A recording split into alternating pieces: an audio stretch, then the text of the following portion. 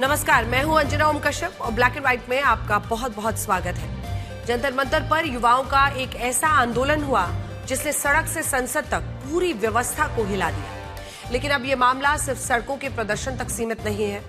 यह अब कानून, राजनीति और संसद के भीतर एक बहुत बड़े विवाद का रूप ले चुका है।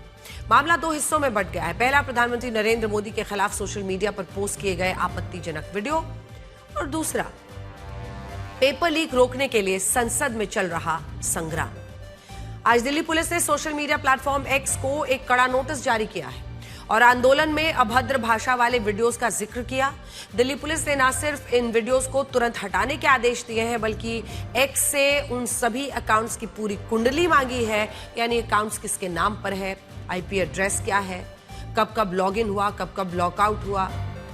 अब सवाल उठ रहा है कि क्या आलोचना करना अपराध है? जवाब बहुत साफ है। हमारा संविधान हर नागरिक को सरकार, मुख्यमंत्री, प्रधानमंत्री की नीतियों का विरोध करने का पूरा अधिकार देता है। जंतर मंतर पर हजारों छात्रों ने पेपर लीक, शिक्षा व्यवस्था पर लोकतांत्रिक तरीके से सवाल उठाए, जो उनका अधिकार था। लेकिन संविधान अभिव्यक्ति की आजादी के नाम पर किसी को गाली देना, अश्लीलता फैलाने की इजाजत नहीं देता। इस पूरे घटनाक्रम के बीच बीजेपी सांसद कंगना रनौत जेनजी पीढ़ी को जनरेशन गटर कह रही है। अब सवाल ये उठ रहा है कि क्या कुछ अराजक तत्वों की वजह से पूरी पीढ़ी को कंगना रनौत गटर कह देंगी? और यहां सवाल यह भी है कि आखिर ये भाषा आ कहां से रही है? क्या फिल्मों, ओटीटी, सोशल मीडिया में परोसी जाने वाली गालियां इसके लिए जिम्मेदार नहीं है? क्या इस देश में गालियों का नॉर्मलाइजेशन नहीं हो चुका है?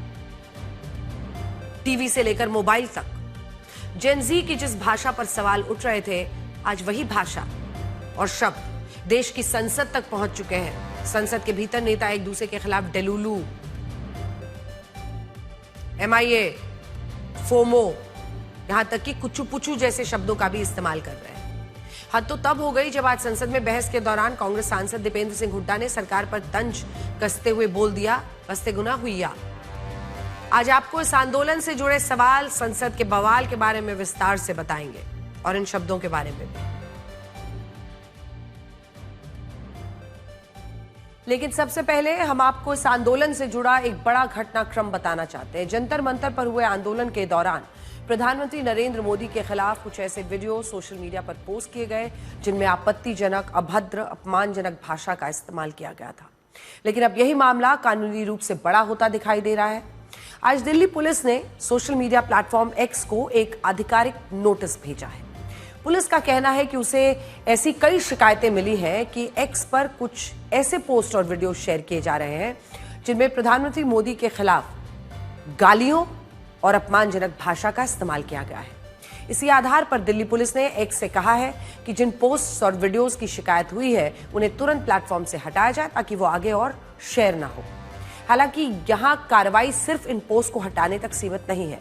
पुलिस ने एक्स से उन सभी अकाउंट्स की पूरी जानकारी भी मांगी है जिनसे ये वीडियोस या पोस्ट अपलोड किए गए थे। यानी अब इस सोशल मीडिया कंपनी को, जांच एजेंसियों को यह बताना होगा कि ये अकाउंट किसके नाम पर बने थे, उनको पता क्या है, उनसे जुड़ी ईमेल्स आईडी क्या है और इन अकाउंट्स में कब कब लॉगिन और लॉग आउट हुआ है। ये जानकारी इसलिए मांगी गई है ताकि पुलिस ये बता सके और पता लगा सके कि प्रधानमंत्री मोदी के खिलाफ आपत्तिजनक वीडियोस किसने बनाए, किसने अपलोड किया, किसने उन्हें फैलाया और इन अकाउंट्स का इस्तेमाल किन किन समय पर हुआ है।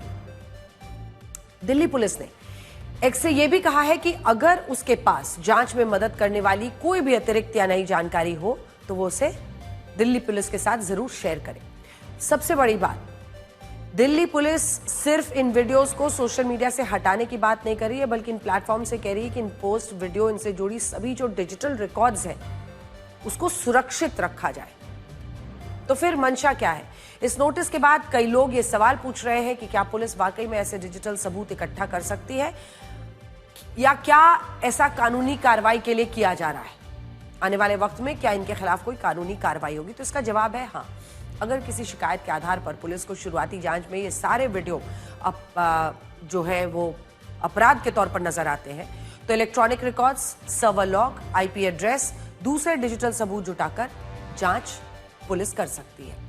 यहाँ कुछ लोग ये भी कह रहे हैं कि अगर प्रधानमंत्री की आलोचना करना अपराध नहीं है तो फिर इस कार्रवाई को अभिव्यक्ति की आजादी पर हमला क्यों न माना जाए। तो इस सवाल का जवाब भी भारतीय संविधान और कानून दोनों में मौजूद है। भारत का संविधान कहता है कि देश में किसी भी प्रधानमंत्री, मुख्यमंत्री, मंत्री या किसी भी संवैधानिक पद पर बैठे व्यक्ति की आलोचना करना अपराध नहीं है। लोकतंत्र में सरकार से सवाल पूछना, उसकी नीतियों का विरोध करना, अपनी असहमति दर्ज कराना हर नागरिक का संवैधानिक अधिकार है। जंतर मंतर के आंदोलन में भी हजारों युवाओं ने शिक्षा व्यवस्था, पेपर लीक, सरकारी जवाबदेही जैसे मुद्दों पर अपनी बात रखी। उन्होंने सरकार से सवाल पूछे, व्यवस्था में सुधार की मांग की और ये सब लोकतांत्रिक तरीके से किया गया और ऐसी आलोचना पर कानूनी कार्रवाई नहीं हो सकती। लेकिन संविधान अभिव्यक्ति की आजादी देता है। किसी को गाली देने, अपमानित करने, जानबूझकर अश्लील अभद्र वीडियो फैलाने की असीमित छूट नहीं देता है। आज यहां बीजेपी सांसद कंगना रनौत की बात करना भी जरूरी है क्योंकि उनके एक बयान पर अब बड़ा विवाद खड़ा हो गया है। प्रधानमंत्री नरेंद्र मोदी के खिलाफ जो गालियों वाले वीडियो सामने आए हैं उन्हें लेकर कंगना रनौत ने कहा कि आज की जेन जी पीढ़ी जनरेशन जी नहीं बल्कि जनरेशन गटर बन गई है। उन्होंने ये भी कहा कि आज के कुछ युवा पढ़ाई में अच्छे नहीं हैं लेकिन सोशल मीडिया पर गालियां देने, अश्लीलता फैलाने, प्रदर्शन करने में सबसे आगे हैं। इसमें कोई दो राय नहीं है कि प्रधानमंत्री मोदी के लिए गाली गलौज करना गलत है और कई ऐसे वीडियोस बनाए गए हैं। और ये खबर भी हम तब आपको दिखा रहे हैं जब बाकायदा दिल्ली पुलिस ने ऑफिशियल कंप्लेंट की है ऐसे लोगों के खिलाफ और इन तमाम सोशल मीडिया हाउसेज हैं उनसे मांगा है डिटेल और इनको कभी भी सही नहीं ठहराया जा सकता। लेकिन दूसरी तरफ एक बात और भी है, कुछ लोगों की गलती की सजा पूरी एक पीढ़ी को कैसे दे देंगी आप? जो लोग गालियां दे रहे थे वो सभी क्या वहां पर जो जेनजी के लोग आए हुए थे, पूरे जेनजी के लोग गालियां दे रहे थे? लाखों ऐसे युवा भी थे। आपने लड़कियों को खास तौर पर टारगेट किया और ये कहा कि वो घर संभालने लायक नहीं रहेंगी। लाखों ऐसे युवा थे वहां जो जंतर मंतर पर सिर्फ पेपर लीक के खिलाफ अपनी आवाज उठाने आए थे। उन्होंने शांति से प्रदर्शन किया वहां पर और वो अपनी बात कह रहे थे, सरकार से सवाल पूछ रहे थे, शिक्षा व्यवस्था में सुधार की मांग कर रहे थे। यही वजह है कि बहुत से लोग पूछ रहे हैं कि क्या कुछ लोगों की वजह से पूरी पीढ़ी को गटर कह दिया आपने? और ये भी तो सोचिए कि आज सरकार भी इसी पीढ़ी से बात कर रही है, तो सरकार का फायदा पहुंचाने जा रही है या नुकसान पहुंचाने? क्योंकि कंगना रनौत के इस बयान के बाद जबरदस्त गुस्सा उनके खिलाफ कई हलकों से आ रहा है। भाषा की मर्यादा और संयम सिर्फ सिखाने की चीज नहीं है, अपनाने की भी चीज है। प्रधानमंत्री नरेंद्र मोदी खुद इन युवाओं के नाम संदेश जारी कर रहे हैं। सरकार पेपर लीक रोकने के लिए नए कदम उठा रही है, छात्रों की मांगों पर चर्चा हो रही है और संसद में भी इन्हीं मुद्दों पर बहस हो रही है। यानी जिस पीढ़ी की बात आज पूरा देश सुन रहा है, उसी पूरी पीढ़ी को एक अपमानजनक नाम देना, गटर कहना, ये कैसे सही हो सकता है? दिलचस्प बात यह भी है कि जब यह आंदोलन शुरू हुआ था तब इन युवाओं की सबसे बड़ी शिकायत क्या थी? उनका कहना था कि उन्हें कॉकरोच कहा गया, इससे उनका अपमान हुआ। तब भी उस शब्द को लेकर पूरे देश में बहस हुई और सोचिए कॉकरोच जनता पार्टी बन गई जो सबसे बड़ी गले की फांस बन गई, अब ये गटर लेकर आई है। अब वही सवाल फिर खड़ा हो गया है। तब युवाओं को कॉकरोच कहने पर विवाद हुआ था, आज जनरेशन गटर कहने पर विवाद हो रहा है। यानी बात सिर्फ शब्दों की नहीं है। अगर हमें गाली देने वाली भाषा गलत लगती है तो फिर किसी पूरी पीढ़ी के लिए अपमानजनक शब्दों का इस्तेमाल भी सही नहीं है। इसी वजह से अब यह पूरा मामला राजनीतिक हो गया। निर्दलीय सांसद पप्पू यादव ने लोकसभा अध्यक्ष ओम बिरला को शिकायत भेजी है। उनका कहना है कि कंगना रनौत के बयान से देश के युवाओं का अपमान हुआ है, उनसे इस पर जवाब मांगा जाना चाहिए। वहीं कॉकरोच जनता पार्टी के प्रवक्ता सौरभ दास ने कहा है कि जब बीजेपी खुद कंगना रनौत के हर बयान से सहमत नहीं होती तो वो भी इस बयान को गंभीरता से नहीं लेते। हालांकि विवाद बढ़ने के बाद कंगना रनौत ने अपनी सफाई दी है। उन्होंने कहा कि उन्होंने पूरे जेन जी को जनरेशन गटर नहीं कहा। उनका इशारा सिर्फ उन लोगों की तरफ था जिन्होंने आंदोलन के दौरान प्रधानमंत्री मोदी के खिलाफ गालियां दी और आपत्तिजनक वीडियोस बनाए हैं। सुनिए। आप हमारे 75 ईयर ओल्ड प्राइम मिनिस्टर हैं, उनकी दिवंगत माता जी को उनको इतनी गंदी गंदी भद्दी गालियां दे। हमने भी स्टूडेंट प्रोटेस्ट किए हैं, इतना हमें संकोच होता था, इतनी शर्मिंदगी होती थी कि हमें कैमरा में दिखाया जा रहा है, आगे एक स्टूडेंट को करके हम अपनी मांग रखते थे। कौन स्टूडेंट प्रोटेस्ट का हिस्सा नहीं बने? ये किस तरह के स्टूडेंट हैं और किस तरह की अश्लील बातें हैं, किस एंगल से ये लोग स्टूडेंट लगते हैं। आज इनके जो भी आगे चल के सुप्रीम कोर्ट के लॉयर्स होंगे या लॉयर्स होंगे, क्या इनके माँ बाप अफोर्ड कर पाएंगे? इनके खुद की तो हैसियत नहीं है अफोर्ड करने की। और हमें ये अब ट्रोल करे चाहे कुछ भी करे, 16 ईयर ओल्ड से जो है हम अपना करियर बना रहे हैं, माता पिता पर कभी बोझ बनकर नहीं रहे। और जिनके माता पिता बहुत ही कंजर्वेटिव है, हम जानते हैं कि हमारा हिंदुस्तानी समाज कैसा है, उनकी बेटियां ऐसे इतनी गंदे गंदी भाषा में बात कर रही हैं, समाज में उनकी क्या इज्जत रह जाएगी और उनको किस तरह की विपरीत परिस्थितियों का सामना करना पड़ेगा। क्या ये सोचते हैं क्या हम लोग as a society this is not acceptable to us in any way. नमस्ते दोस्तों, ये रील मैं मीडिया के बंधुओं के लिए बना रही हूँ क्योंकि मैंने कुछ प्रोटेस्टर्स को जो कि गटर छाप अनैतिक अश्लील बिहेवियर सड़क पर बच्चों के सामने, बुजुर्गों के सामने, महिलाओं के सामने डिस्प्ले कर रहे थे, उसको नॉर्मलाइज करने से मना किया है कि we do not accept this in this society. हम लोग नहीं चाहते कि हमारे घर के बच्चों को कोई जो है अपनी अश्लील हरकतों से जो है टाइम से पहले सेक्सुअलाइज कर दे। हमारे घर के बुजुर्गों के सामने जो है हमें शर्मिंदगी महसूस कर, हम नहीं इस तरह का बिहेवियर एक्सेप्ट करते हैं, उसको नॉर्मलाइज नहीं होने देंगे। तो मीडिया जो है मेरे खिलाफ गैंगअप कर रही है। संसद का मौजूदा सत्र 13 अगस्त तक चलेगा और आज 29 जुलाई हो चुकी है। हमें लगता है कि इस देश के तमाम युवा आज ये देख रहे हैं कि उन्होंने जो मुद्दे उठाए उन पर संसद में हमारे नेता, हमारी सरकार क्या कर रही है। हालांकि इस राजनीति के बीच पेपर लीक के खिलाफ जांच, सजा, जुर्माने को कड़ा बनाने वाला संशोधित जो बिल है वो ध्वनि मत से लोकसभा में पास हो गया और अब राज्यसभा में जाएगा। आज समाजवादी पार्टी के सांसदों ने संसद परिसर में अयोध्या राम मंदिर निर्माण के लिए मिले चंदे में गड़बड़ी और चढ़ावा चोरी के आरोपों को लेकर प्रदर्शन किया। वो हाथों में तख्तियां लेकर पहुंचे और चंदा चोर गद्दी छोड़ के नारे लगा रहे थे। देखिए। चंदा चोर गद्दी छोड़, चंदा चोर गद्दी छोड़। राम का पैसा कहाँ गया? बीजेपी के खाते में। राम का पैसा कहाँ गया? बीजेपी के खाते में। प्रभु का पैसा कहाँ गया? बीजेपी के खाते में। प्रभु का पैसा लूट लिया। इनकी भी सुरक्षा करनी पड़ेगी, बीजेपी वाले चुरा न ले जाए। चंदा चोर गद्दी छोड़, चंदा चोर गद्दी छोड़। देखिए कैसे अखिलेश यादव के साथ साथ कई समाजवादी पार्टी के जो सांसद है वो यहाँ पर मौजूद हैं और राम का पैसा कहाँ गया, बीजेपी के खाते में, इस तरह की बातें कही जा रही है। साथ साथ एक दान पात्र भी लाया गया और उस दान पात्र का जो पैसा है वो नीचे जमीन पर भी गिराया गया है समाजवादी पार्टी के सांसदों के द्वारा। कि जो दान पात्र को नहीं बचा पाए, श्रद्धा से जो चढ़ावा चढ़ता है उसको नहीं बचा पाए, उनसे क्या उम्मीद करोगे कि इस तरह के पेपर लीक नहीं होंगे, परीक्षाएं रद्द नहीं होंगी। संदेश साफ है, जो श्रद्धा के साथ खिलवाड़ कर सकते हैं वो हमारे युवा नौजवानों के भविष्य के साथ भी खिलवाड़ कर रहे हैं। दूसरी तरफ बीजेपी सांसदों ने संसद परिसर में झारखंड लोक सेवा आयोग, झारखंड कर्मचारी चयन आयोग की भर्ती परीक्षाओं में धांधली के विरोध में प्रदर्शन किया और झारखंड के मुख्यमंत्री और सह शिक्षा मंत्री हेमंत सोरेन का इस्तीफा मांगा। यानी वही आरोप प्रत्यारोप की राजनीति जिसका हमने अभी जिक्र किया था। तुम्हारे में ये, हमारे में वो।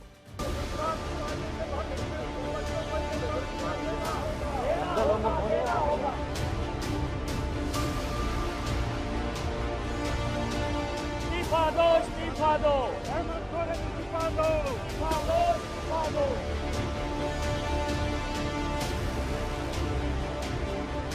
पोती चल रही है, सीआईडी जांच हुआ है, जो जेपीएससी के अध्यक्ष हैं उनका इस्तीफा हुआ है, लेकिन उसमें जो झारखंड मुक्ति मोर्चा के जो महासचिव हैं उनकी पत्नी खुद उसकी सदस्य है, अभी तक उसका इस्तीफा नहीं हुआ है। इसलिए झारखंड मुक्ति मोर्चा इसका लिपापोती करना चाहती है। जो हमारे अध्यक्ष जी ने कहा कि कांग्रेस में हैसियत, हिम्मत नहीं है, ना खड़गे जी जा सकते हैं, ना राहुल गांधी जी जा सकते हैं, ना सोनिया गांधी जी, ना प्रियंका गांधी जी। यदि आप में नैतिकता है, हिम्मत है तो चलिए, नहीं तो आप लिपापोती कर रहे हैं।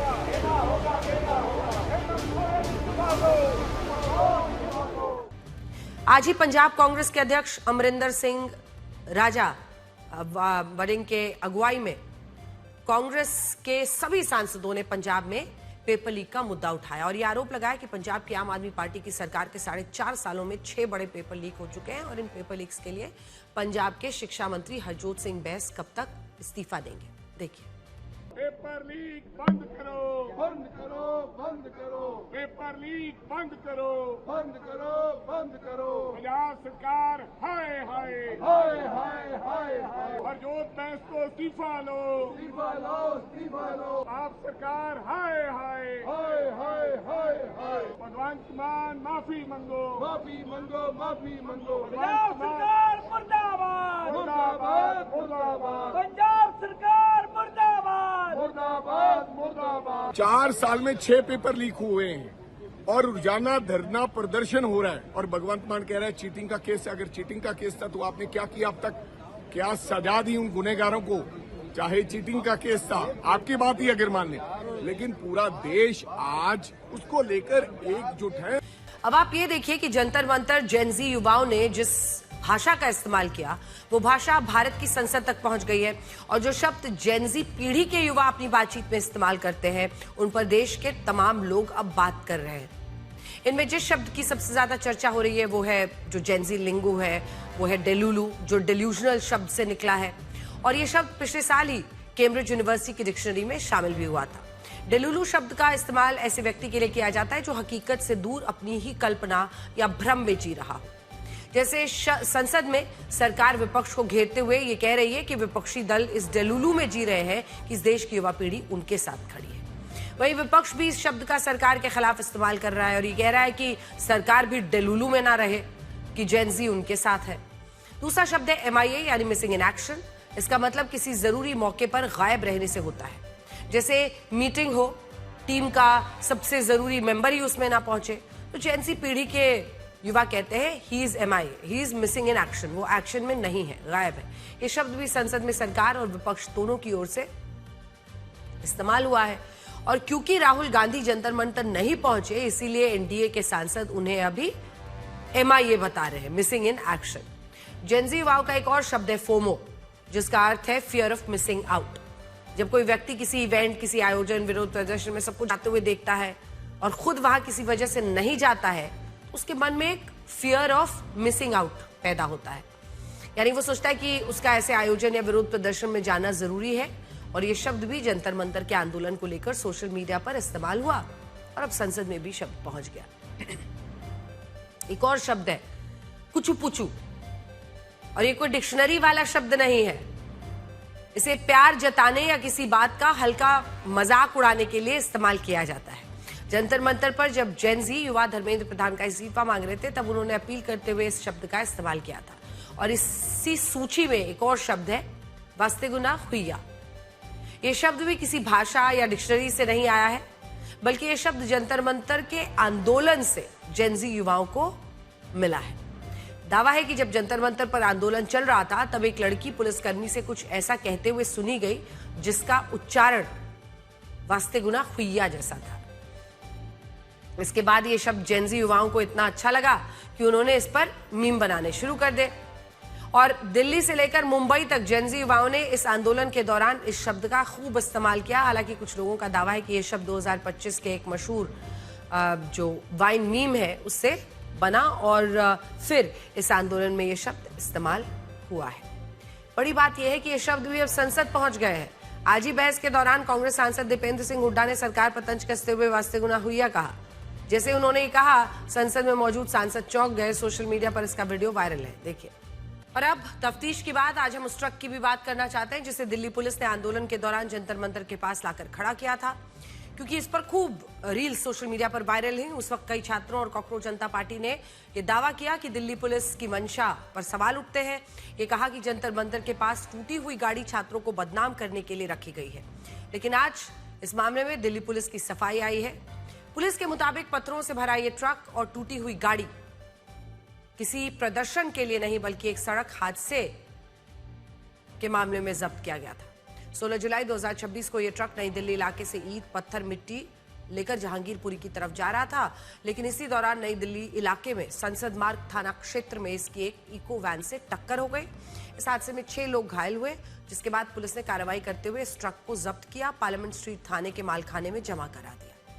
अब क्योंकि इस मालखाने में इतने बड़े ट्रक को लंबे समय तक खड़ा नहीं किया जा सकता था, पर्याप्त जगह नहीं थी, इसलिए इससे में ट्रक को सुरक्षित रखने के लिए संसद मार्ग थाने के पास जंतर मंतर पर खड़ा किया गया।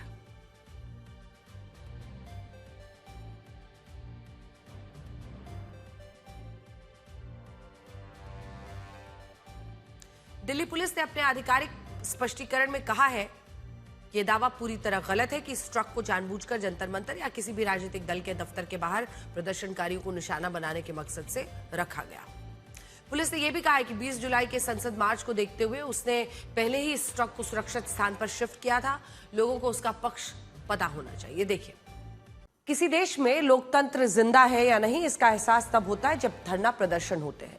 किसी देश की सरकार लोकतंत्र की रक्षा के लिए कितनी गंभीर है, ये तब पता चलता है जब वो प्रदर्शनकारियों की मांगे सुनकर उनका समाधान निकालती है। हाल ही में कॉकरोच जनता पार्टी प्रोटेस्ट के दौरान पूरी दुनिया ने देखा कि लोकतंत्र असल में क्या होता है, और जब लोकतंत्र में जनता किसी मुद्दे पर एकजुट होती है तो सरकार उनके हिसाब से फैसले करती है, और यही लोकतंत्र की खूबसूरती है। लेकिन आज हम अपने पड़ोसी पाकिस्तान की बात करेंगे, जो दुनिया के सामने लोकतांत्रिक देश का होने का ढोंग तो करता है, समय समय पर उसकी असली पहचान सामने आ जाती है, यानी भेड़ की खाल में छिपा भेड़िया सामने आ जाता है। पाकिस्तान में सैन्य तानाशाही है। इसकी झलक आपको उसके कब्जे वाले कश्मीर में दिख जाएगी। पाकिस्तानी सेना इस वक्त वहां के मासूम नागरिकों का नरसंहार कर रही है। पीओके में पाकिस्तानी सेना की गोलियों से अब तक 80 से ज्यादा मासूम नागरिक मारे जा चुके हैं। इन मासूमों की गलती क्या है? सिर्फ इतनी कि वो मूलभूत अधिकारों की मांग कर रहे हैं, और इन मांगों को लेकर वो सरकार के खिलाफ प्रदर्शन कर रहे थे। लेकिन शहबाज शरीफ की सरकार और आसिम मुनीर की सेना इन मासूम नागरिकों के प्रदर्शन को अपने बूटों तले कुचल रही है। मीरपुर और रावलकोट में तो जैसे पाकिस्तानी सेना को मासूमों के कत्लेआम का आदेश मिला है। पाकिस्तानी सेना के जुल्म की भयानक तस्वीरें सामने आ रही हैं। सड़कें खून से लाल हैं। पाकिस्तानी सेना लाशों को गाड़ियों में भर भर कर ले जा रही है, यानी एक तरफ वो नागरिकों को मार रही है, दूसरी तरफ अपने करतूत को छिपाने के लिए लाशों को ठिकाने लगा रही है। मासूमों और निहत्थों को मारने के मामले में पाकिस्तानी सेना का पुराना इतिहास है, और अब एक बार फिर से वो अपने आका मुनीर के कहने पर पीओके में नरसंहार पर उतारू है। 48 घंटे, जानते हैं पिछले 48 घंटे में पाकिस्तानी सेना ने 30 से ज्यादा लोगों की हत्याएं कर दी है। पीओके के मासूम नागरिक बहुत छोटी छोटी मांगों को लेकर सरकार के खिलाफ आंदोलन पर उतरे थे। पिछले करीब 3 वर्षों से वो सस्ता आटा, सस्ती बिजली और महंगाई कम करने की बस मांग कर रहे हैं। लेकिन कंगाल पाकिस्तान सरकार उनकी जरूरतों को पूरा करने में नाकाम है। उनकी मांगे पूरी करने के बजाय पाकिस्तान की सरकार फर्जी चुनाव आयोजित करवाने में लगी है, और इसी बात से पीओके के नागरिक भड़के हुए हैं। आंदोलनकारियों का नेतृत्व कर रही जॉइंट आवामी एक्शन कमेटी ने इन फर्जी चुनावों का बहिष्कार किया है, और इसी बात से नाराज मुनीर ने पाकिस्तानी सेना से आंदोलनकारियों को कुचलने का आदेश दे दिया। और हद तब हो गई जब पाकिस्तान सरकार पीओके में मारे गए नागरिकों को आतंकी, भारत का एजेंट बताकर हत्याओं को सही ठहरा रही है।